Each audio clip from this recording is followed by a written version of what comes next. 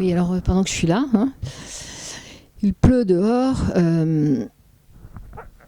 Je voudrais. J'avais dit une fois, j'avais dit que le couple idéal était évidemment le couple HPI-HPE. J'avais dit, et j'assume entièrement ce que je dis. On a le droit de changer d'avis, on a le droit d'évoluer. J'avais dit que c'était très difficile pour un surdoué d'être marié, de vivre en couple avec une personne non surdouée. Malheureusement, je n'ai pas changé d'avis. Mais j'aimerais juste vous expliquer pourquoi. Étant donné que les choses avancent dans nos connaissances du surdoué, j'aimerais vous expliquer, par exemple, aujourd'hui, ce qu'on sait du surdoué, du HPI, du HPE. J'aimerais vous expliquer pourquoi c'est difficile de vivre en couple avec quelqu'un qui n'est pas surdoué. Le surdoué est dans une bulle. Le surdoué vit dans son monde à lui. Et il se déplace dans cette bulle, il se déplace dans son espace à lui, où il a mis à l'intérieur ce qui correspondrait à d'autres personnes, ce que les autres personnes appellent, ce qui m'a toujours fait rire, mon intimité. Il y a un mot que je n'avais pas compris vraiment dans le sens, on doit respecter mon intimité. Ben, le surdoué, on doit respecter sa bulle. Voilà. Donc sa grande intimité, ce qui pourrait correspondre, serait sa bulle. Avec la différence que dans sa bulle, non seulement si une personne rentre dans sa bulle, ça le dérange, ça le perturbe, ça lui crée vraiment des problèmes psychologiques importants. Si on ne respecte pas cette bulle, ça le dérange aussi fortement psychologiquement. Et de ce fait, la formule du surdoué, c'est le surdoué symbiotise, le surdoué fusionne, le surdoué symbiotise, le surdoué fusionne, c'est-à-dire qu'il a besoin de l'autre en permanence pour se coller et tout. Il a le drame du jumeau perdu, peut-être plus que les autres, certains peuvent l'avoir aussi, il n'y a pas que le surdoué, mais parlons du surdoué.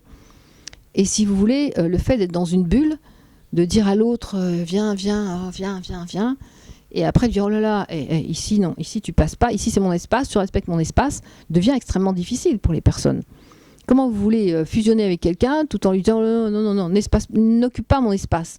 C'est plus qu'un espace physique, c'est un espace psychologique.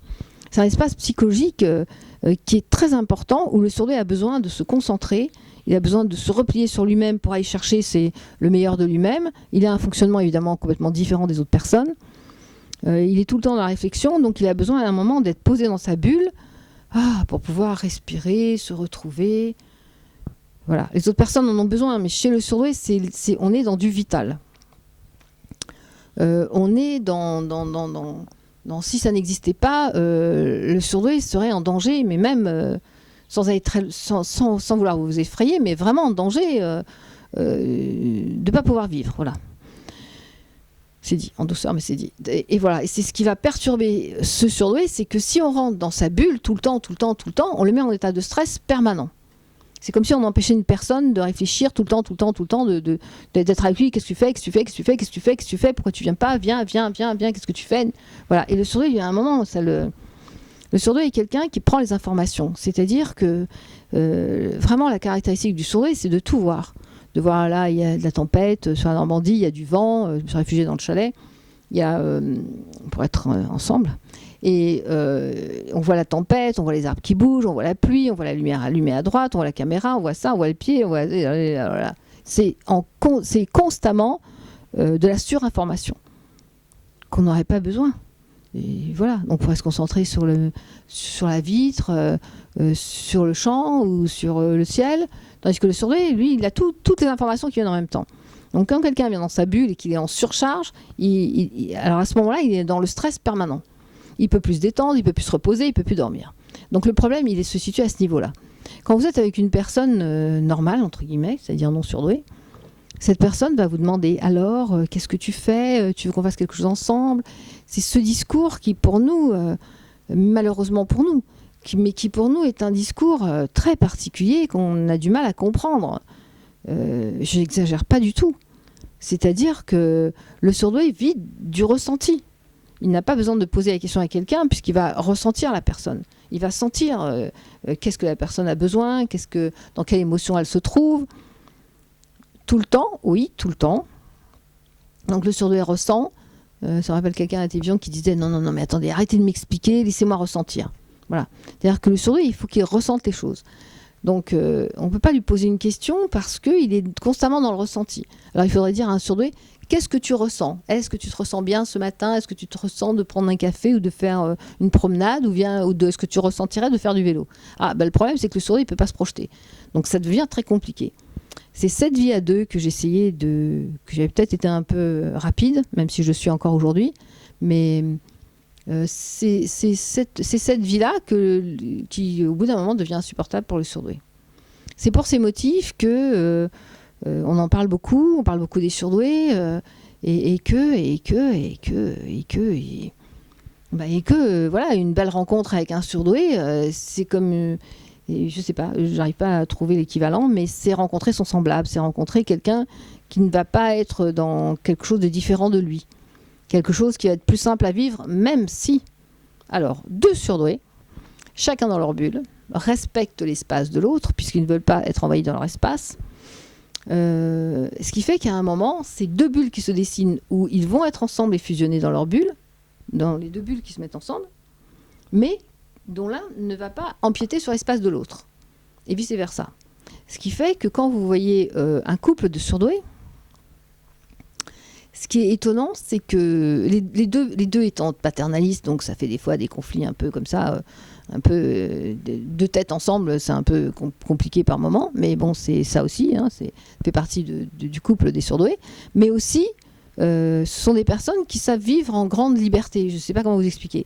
Il y a le respect qui s'instaure de l'espace de l'autre, l'espace psychologique, l'espace de son bien-être. Il y a une espèce de confiance de l'un à l'autre. Le surdoué déteste le mensonge, déteste la trahison, de tout ce qui se rattache à trahison, qui sont des mots qui tapent en psychanalyse directe. Mais là, on n'est pas dans le contexte psychanalytique. C'est aussi pour ça que j'ai dit que la psychanalyse ne correspondait pas du tout aux surdoués, n'était pas bien pour les surdoués, n'était pas applicable. C'est que le mot trahison, pour nous, est un mot pur et dur, qui n'a aucun lien avec la trahison du père, selon Freud, et qui doit être entendu comme le mot trahir, mentir, ne pas dire la vérité ou cacher une certaine réalité, en dehors des mensonges pieux, évidemment. Et le surdoué, c'est ça. C'est-à-dire qu'à un moment, il y a une espèce de confiance entre deux surdoués, il y a une espèce de parce que le surdoué a le sens du respect, le surdoué a le sens de ne pas déranger l'autre, le surdoué a le sens, c'est ça. Tout en ayant le sens du partage et tout en ayant le besoin de l'autre. Voilà, donc ce sont des situations. On peut donner plus de détails si vous voulez, parce que c'est ce qu'on me reproche un peu. Mais le surdoué, c'est ça, il a l'impression que tout le monde sait. Il a l'impression que ce que je vous dis, vous le savez. Donc pour ceux qui ne savent pas, c'est les références du surdoué, c'est grand respect de l'autre, grand amour pour l'autre, sinon ça n'intéresse pas, partage, besoin de solitude sans être dans l'isolement. Besoin de lien sans être dans l'étouffement. C'est la nuance qui fait toute la différence. Dans mon livre, dans le livre Le secret du surdoué, j'ai parlé de paradoxe. Aujourd'hui, j'ai changé d'avis. Je parle de nuance. Le surdoué veut bien être en couple, mais pas étouffé. Il veut bien être dans ce besoin de solitude. Il a besoin de cette solitude, mais pas être isolé. Voilà. Il est donc dans la nuance des choses. Et de ce fait, il n'y a, à mon avis... il n'y a qu'un autre surdoué pour comprendre le quotidien, la vie, le ressenti d'un surdoué. Il aime sortir masqué pour ne pas prendre des coups.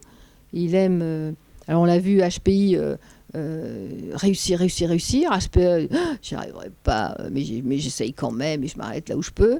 Voilà. Donc, alors pourquoi voilà, c'est ça l'idée, et je maintiens ma position, que le bon mariage, c'est avec deux semblables. On voit ça dans d'autres situations. Mais là, c'est vraiment... si c'est pas comme ça, c'est... Alors le doute qui revient tout le temps pour le surdoué, où il va, et s'il me ment, et là il m'a menti, et là il m'a pas tout dit, et la tête, c'est une locomotive en permanence dans la tête, donc c'est vrai que c'est assez pénible pour ces motifs d'être avec des personnes non surdouées qui vont faire une chose sans forcément le dire, quoi. Alors que le surdoué, il a besoin de détails, il a besoin qu'on lui donne le détail et quand il ne ressent pas. Et que si on lui donne pas ces détails, il a l'impression d'être trahi, d'être dans le mensonge. Voilà, c'est pour ces motifs que je dis que oui, évidemment, si on peut, si c'est faisable, c'est pas trop tard, mais jamais trop tard. Pourquoi ? Voilà, oui, le mariage entre surdoués, voilà. Et l'idéal, c'est évidemment le HPI qui va aider le HPE à se structurer et le HPE qui va aider le HPI à se hypersensibiliser, à se décontrôler, à lâcher prise. Voilà, lâcher prise. Voilà, c'est pour ça que je maintiens cette position du mariage et de vivre à deux et vivre, voilà. Maintenant, il n'y a pas. Maintenant, alors, on parle aussi d'hypersensibilité, puisqu'il y a des personnes qui sont intelligentes, qui ont cette intelligence animale différente, et qui sont des hypersensibles et qui ne sont pas des surdoués. Mais c'est pas grave, ils sont limites, quoi. Ils sont limites. Ces hypersensibles fonctionnent un peu de cette façon-là, avec la différence qu'ils n'ont pas toute cette réflexion dans la tête, la lumière, la gêne de tout le bruit, de tout ce qui se passe autour d'eux. Voilà, donc, pour ceux qui sont déjà mariés, je suis désolée. Il n'y avait qu'à pas. Et puis pour les autres, je vous souhaite des belles rencontres entre HPI et HPE, parce que c'est ça, parce que pour moi, ça me paraît aujourd'hui être une évidence, quelque chose de beaucoup plus simple, quelque chose de beaucoup plus heureux, même si deux têtes ensemble, ça peut se taper dessus, mais bon, ça c'est pas grave. Voilà, je vous embrasse et je vous souhaite plein de bonheur.